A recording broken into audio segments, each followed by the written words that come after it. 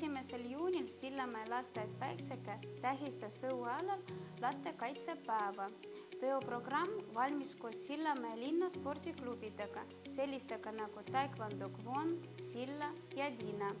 Kõik spordiklubid valmistasid lastele erinevaid mänge, tegevusi ja erinevaid ülesandeid.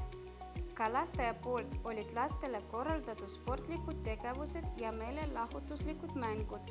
Muusika- ja liikumisõpetajad viisid läbi lõbusaid muusika- ja liikumismänge, mis tõid peole palju rõõmu ja elevust.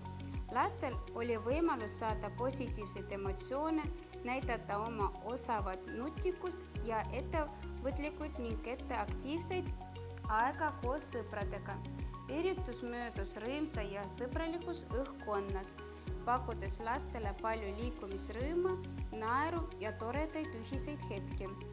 Täname kõigi koostööpartnereid, spordiklubisi ja õpetajaid, kes aitasid muuta lastekaitsepäeva meelejäävaks ja eriliseks.